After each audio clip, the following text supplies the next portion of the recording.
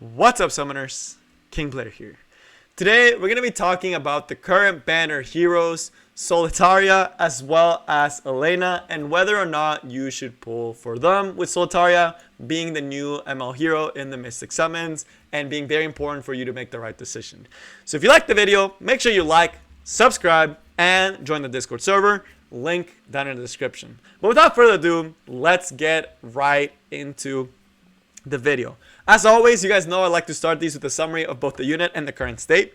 So as far as current state, next week we will be getting the Rowana and the Yufine banner. Now, Rowana is actually a pretty good, solid RGB unit that actually is really good at PvE. So it's a unit that you may want to consider pulling. And later on, you also have to remember that there is going to be another collab right around the corner, probably in about 6 months before it's announced, right? So it's not the biggest turnaround, and as we talked about in the free-to-play video, you can only get so many pities, and this collabs usually do bring more than one unit, so there's a good chance that there will be 2 to 3 limited units that you may have to pull for. So having more summons is actually better, so just know that. And as always, I recommend my free-to-play players to always at least have enough to pity once, at least once, if not more, right? For units that are actually very impactful and will help you progress through the game.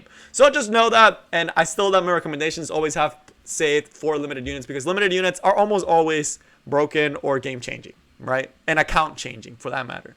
So with that disclaimer and what's coming next out of the way, and how you should be thinking about potentially save for that collab, let's actually look at Elena. So Elena, I'm going to come out and say right now, I don't think she's worth pitting for, and you usually don't summon on banners unless you're ready to pity, because if you think about it, if you use 20 summons, you're not guaranteed Elena, and you may end up hurting your chances to pull another unit down the line. So overall, I wouldn't even really spend my summons. Now, does that mean Elena is a bad unit? No, she's actually not a bad unit, but she's not also game breaking. She's just okay, has some unique stuff, right? So her S3 being able to apply invincibility is pretty nice, and if you don't have a Crimson Armin, I don't think there's another unit that does that AoE. So Elena and Crimson Armin are the only 2 units I can think of that apply invincibility AoE, and that's actually a pretty good mechanic because it lets you set up into things called slow cleaves, particularly with Seaside, although we don't know how Seaside's going to be with this new Mystic hero that we're going to talk about later. But you can actually set up some pretty cool cleaves with Elena if you don't have a Crimson Armin to set up invincibility, and it's pretty fun, right? She also does have a variety of builds with the counter build as well as the speed build that can counter cleaves with their S2, along with Tome, that allows you to cut into cleaves, heal, and reduce damage, since her S2 does reduce damage. So overall, if you want a summary on Elena, she's a decent counter to certain cleave teams because her S2 allows her to heal the enemy after the enemy uses an AoE attack, and also with the right artifact allows you to push up by 30%, allowing you to cut in and set up an invincibility and ruin the cleaver's day. There's also a counter build that makes use of Elena's very annoying S1 that cleanses 2 debuffs, which is very, very annoying, right? It cleanses 1 from the 2 lowest health. I forgot the exact number. We'll talk about that when we go later. But it does cleanse up to 2 debuffs, which can be pretty annoying. And if you give her Celestine, it actually does also end up healing, which just makes her pretty annoying support. So overall, she's a pretty decent support. You primarily use her in certain Abyss stages and some other PvE scenarios in Raid, but not that often, and nowhere that another unit doesn't just replace her. And as far as PvP, she's just kind of a niche counter to some control teams, to some cleave teams, and does okay as a support, which is why I suggest not necessarily pulling for her. But if you do have her, she's not terrible. But it's hard to justify it. I mean, again, at the end of the day, if she's your waifu and you want to play around with invincibility, by all means, that's something you can do. But I just don't see her becoming super insane. She's also a really good arena defense unit, right? It can catch a lot of people off guard, and people have really good Elenas in arena defense and usually mess up a lot of people. Now, as far as Solitaria, she is the newest ML, and with all these disclaimer, this is just all speculation on what she will be. But as always, Mystics are very, very impactful. What she kind of reminds me of is going to be an ML Haste, where they have a specific job to counter certain units extremely hard, and ML Haste point being things like Arbiter Vildred and any revive unit, whereas Solitaria hard counters things that use focus, such as Rylid and Seaside Bellona, right? She's a very hard counter to those two, but they're not just single target counters. Their kit also allows for some flexibility into other scenarios. With Solitaria, I think she's going to be an extremely powerful arena defense unit because her AI functions like a Sid, and she will target the highest CR unit, allowing her to counter cleaves to an extent, and also countering Seaside in arena defense is what you always want to do. So I believe she'll be a very strong arena defense unit. I think she's an amazing Seaside counter, and she can also fit into a lot of aggro team compositions as well as some control teams. Her S1's actually really annoying, right? The S1 that we're going to talk about in a second is actually a really annoying control skill, and we'll see why in a second. But overall, should you pull for her? It's hard to justify. This is one that I completely, again, with both of these, with both Elena and with Solitaria, you do also have to look at your account and decide. With Solitaria, more than anything, if you're a player that doesn't have speed gear, it's going to be hard for you to make Solitaria work, unless you just want her for a Seaside counter. But I don't think a Mystic Pity should be spent on a unit that you're only going to use to counter one unit, right? But if you're trying to make the most out of that unit, if you have good speed gear, if you have control teams that you can make use of her, and you think you can have success with her, then I do suggest pulling for her because she does seem like she has some potential. As well as if you just want to bolster your arena defense a little bit. Same thing with Elena. If you think you can bolster your arena defense a little bit, you have a cleanser like a Tywin you can slap on defense. It's very good. That's the one I used to get to champion, was Elena, a Tywin, and some other speed contesters, and like Rowan or something, and some damage, right? And I was able to get to champion using Elena, right? So again, take a good hard look at your account. For her, I think she does have potential as a unit for aggro teams as well as control teams.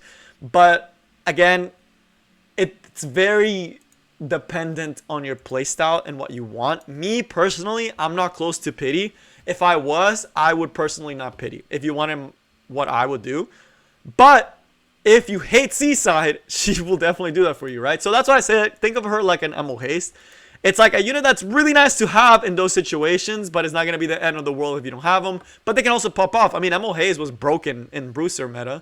Solitaria has a good chance to be broken in certain metas as well. So let's start with the unit more in depth that everyone wants to talk about, Elena.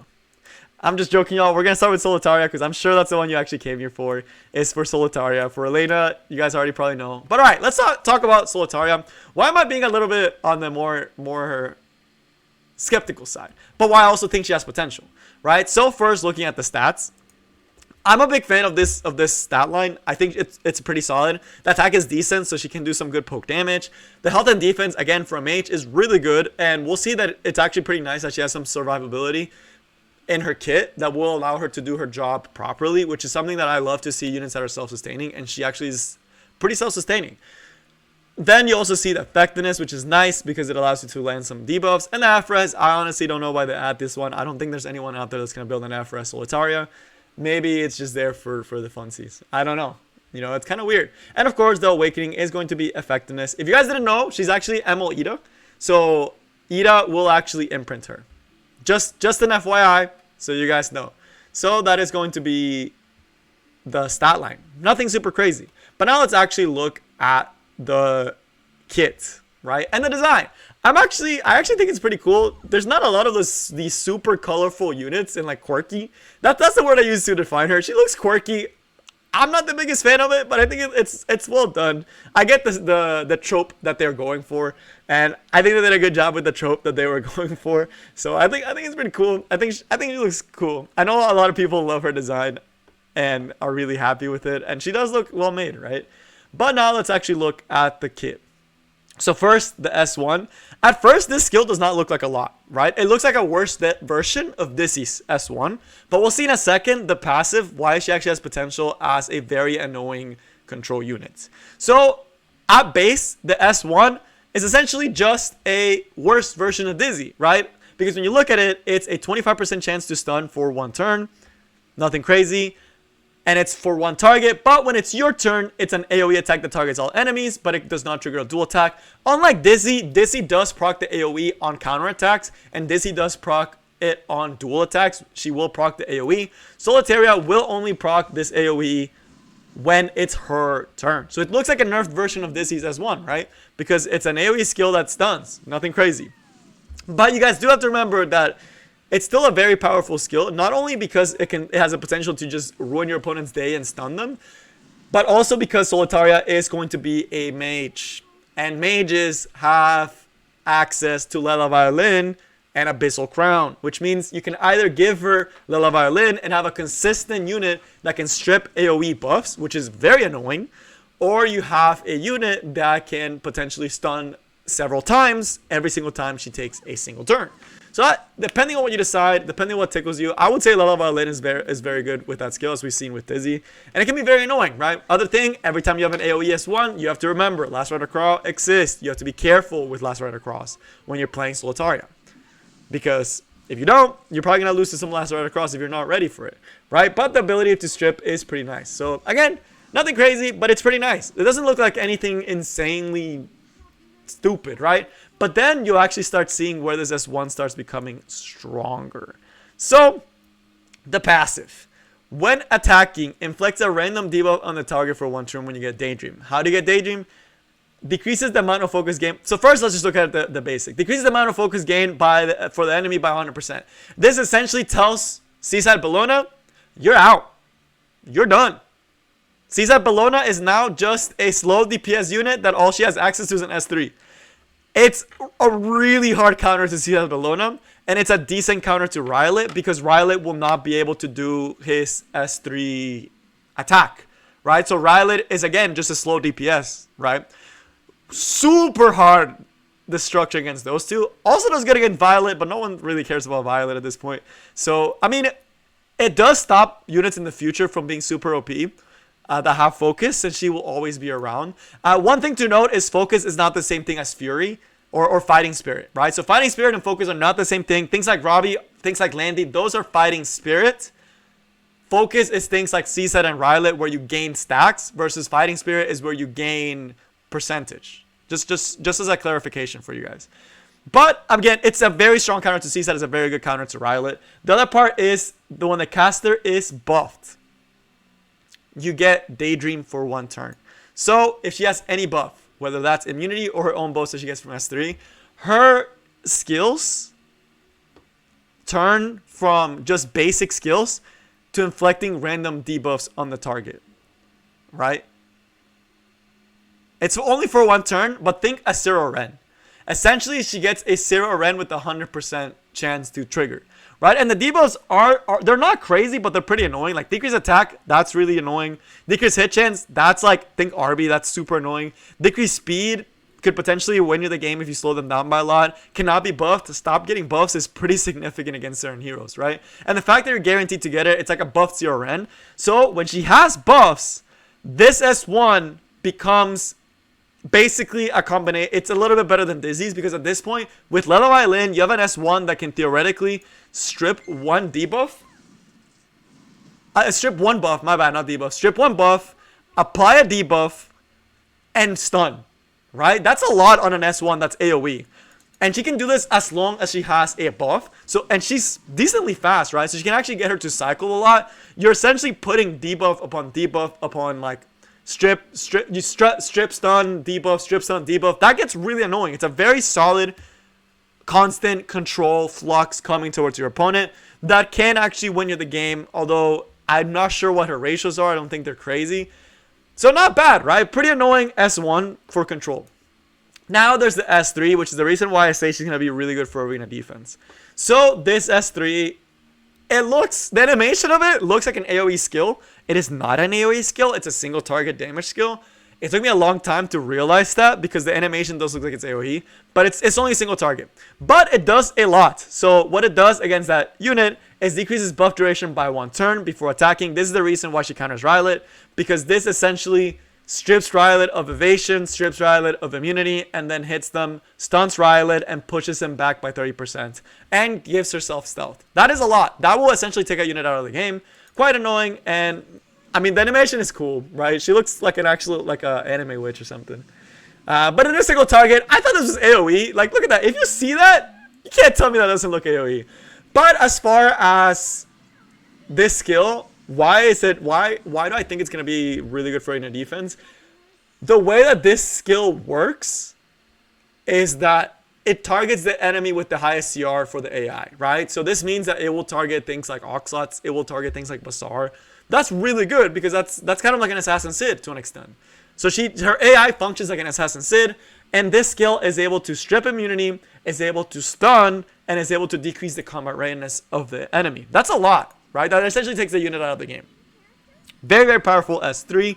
And on top of that, she gets stealth, making her a hard unit to deal with if you don't have things like Bazaar or Briar Witch to reveal her. If she's in a team with, like, say, a Fallen Cecilia, right? And she has a barrier, or any unit that can apply barrier, or if you don't have any AoE, you now have a unit that can consistently cycle, because Soulburn also does extend the buff duration, giving her stealth for 3 turns.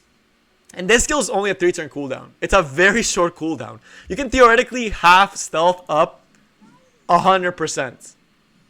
100%. Right? Because you can just Soulburn S3, extend, extend, extend, and then just permanently have stealth. So as long as the opponent doesn't reveal you, you get stealth. Right? But again, it's pretty nice. And it grants an extra turn on top of that. So that also allows you to set up into the S1. So pretty nice Soulburn. Pretty stacked, actually. Essentially, again, it just lets you cycle through your stealth faster. It lets you cycle your S3 faster. It lets you be more annoying to take out. So, cohesively as a kit, what is she trying to do? In arena defense, she'll stun the highest CR unit and control the enemy, being annoying, setting up stuns, setting up different debuffs, right? So very annoying S1 and a very good S3. If you Soulburn this, it's a very high soul cost, which is why I don't like it, but you do get an extra turn, so it's kind of nice. And it's a decently low cooldown S3, which means she's able to do this a lot. So for RTA, she's going to be a control unit that can take out priority units early in the fight. With this S3, kind of like a pseudo fucking Nucleary, you stun them early. You apply some debuff, because I imagine you'll start her with immunity.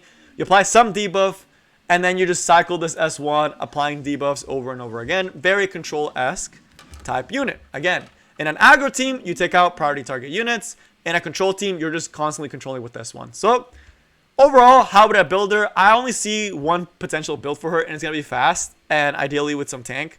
I don't think she'll be insanely high ratios that would be worth her being at full DPS, but she does have the survivability to actually, you know, do okay and actually do some decent damage over time.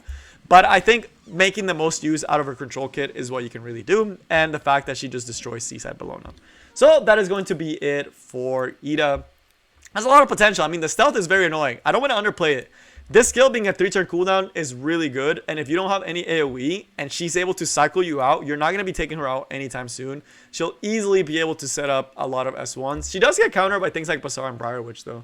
But again, it's fast effectiveness. Now, as far as Elena, this one is going to be a little bit faster, mainly because, I mean, she's been out for a while. But Elena, her base stats, really good defense, okay HP, really slow, which is actually one of my problems with her, is how slow she is, and does have some F-res that actually does help her out.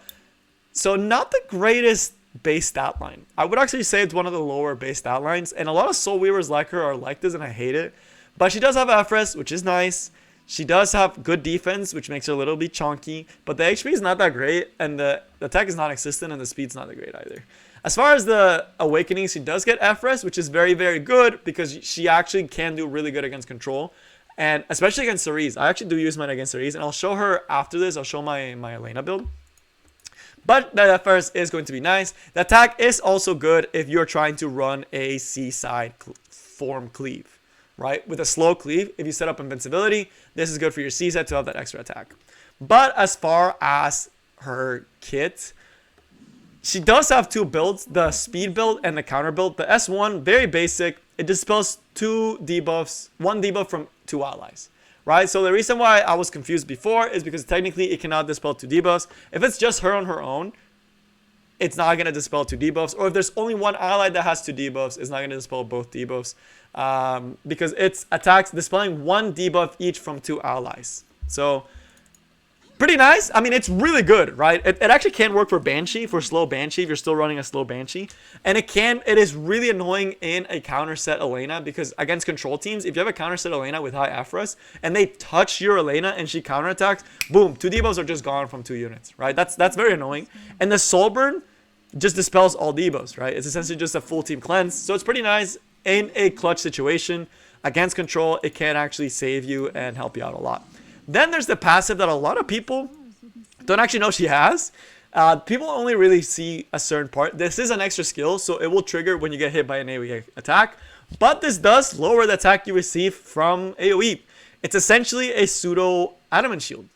So this essentially serves as an adamant shield. It will not stack with adamant shield. That's something to note. It will not stack with adamant shield, but it does free up some space in your arena defense if you want to use an Aureus or another Knight artifact and still have a little bit of damage mitigation against AoE attacks. Since it does fall in the damage mitigation. The other part that a lot of people don't, that's the part that people don't know about. The other part of this passive is when it activates, it's every 2 turns. When you're hit by an AoE, it's an AoE heal. And it's proportional to your max health. Problem is, her health is not the craziest. This heal is not super insane, but it is good at disrupting cleave teams. She actually used to be a really good counter to cleave teams when Judge Kisei was the new buzz. Even today, she does really good against a lot of the modern cleave teams. When you think things like Cerise and Landy, or even Operator Sigrid, due to her high F-res, you can actually have her resist most debuffs, have her use this S2, heal the damage, and set up into the S3. Right, especially because she has access to the artifact. I believe it's the Magra's Tome, that when you use a non-attack skill, you get 30% CR push. So when you use it against Cerise, if Cerise hits her and she has high enough F-res, she's not gonna hit by restrict. She pushes up and cleanses. Right, pretty nice actually. Then there's the S3. The S3 is really unique because of the invincibility. Not a lot of units apply this AoE invincibility. But the part that's actually really, really spicy is going to be the fact that it sets up an invincibility. I feel like I'm just stumbling over myself. I'm sorry, y'all. Today's been a long day for me. But essentially, S3 sets up invincibility. That's all you really need to know about. The F-res is nice. I wish this was immunity. I really do. But then it would just basically be Crimson Armin. This is basically a Crimson Armin S3, except it gives F-res instead of immunity. So it's kind of weaker. And I guess it does do damage. So it can actually poke down skill nullifiers that people may apply to you with things like a Faithless Litica or a Fallen Cecilia. You can poke those out and set up into your Seaside Bellona. So that part is kind of nice. But again, nothing crazy about her, right? Just a very solid support unit. She's not doing damage. She's there to support. And she can actually be really hard to take down, especially in the counter build with Celestine. That she doesn't get the push-up, but she does get the counter set. And this S1 will start healing, and it does pretty good healing. And it's very annoying because you're not only cleansing, but also healing. Every time they AoE, they run the risk of triggering this S2. They get reduced damage, and you also get to use the S2 and heal. And then the S3, setting up invincibility, allows you to set up with slow cleaves with things like Seaside Bellona, right? And which is something that I personally use mine. So again, nothing crazy. There's not a lot to say for where you use her. I think I mentioned it before. Really good for anti-cleaving. Really good against certain control teams for the counter set. Okay against certain AoE matchups. Can actually stop Sage Ball really, really well. So if you hate Sage Ball, not a bad unit to have, right? Because if they S2 and you have high enough F-res, Sage Ball's not going to sleep her. She does the S2, heals, sets up invincibility. You just kind of wait out the sleep. And if you wanted to see a build on an Elena, this is not the best Elena in the world, but it's a decent one. And I do use her with Seaside, Champ C, and Destina in Arena against certain control teams. I don't use her all the time, but I do like to have her, and I just have gear lying around that allowed me to use her. But I do also have some imprints on her. But again, ideally, I would be a lot faster. If I was a lot faster, it would let me cut into a majority of cleaves, which is very, very scary. And it's one of the reasons people actually do like to use her. The reason why I went for a higher F-res build, it's not insanely high, is to counter Cerise cleaves. Because if the Cerise does an S3 against Elena, the Elena has a potential to resist it and then push up. Ideally, I'd want to up my F-res a little bit more as well as my speed. But she's just kind of on spare gear, and she kind of does her job decently well, even with the spare gear, even though it's not like super bad gear. It's not super broken either. But I mean, she does her job, and this is the artifact that I was talking about. So ideally, I would have her max imprint. I would have like a bunch of like speed and F-res and be a little bit tankier. But again, she's only there to counter control, counter cleave, be annoying, be a good support unit. Again, for the counter build, you're just trying to get way more tank, a lot less F-res, and you're just trying to get things to be able to cleanse better. So nothing crazy there, but that is all I have for you guys today. Sorry if it was a little jumbled today. I am feeling a little bit tired for some reason. I I'm not sure why, but we'll see what it is. But that is all I got for you guys today. Good luck with all the summons, especially for Solitaria. If you're near pity, I would recommend don't spend your pity on Solitaria. I don't think she's like a game-breaking unit. But if you really like her and you think you hate Seaside and you think you can make her work in arena defense and in a lot of control teams, she does have a very strong kit. She's not a bad unit. She functions very well. Again, think of it like an Emo Haste. So who am I to talk, right? I pitied for Emo Haste because I hated Arbiter Villaged. Zero regrets. I loved it. I used them all the time, right? Used them a bunch. Do I use them now? Not as much, right? I rarely use them now. Solitaria may be the same, but I mean, she does. If she does her job, she does her job, right? So that is all I got for you guys today, and I will see y'all next time. Peace.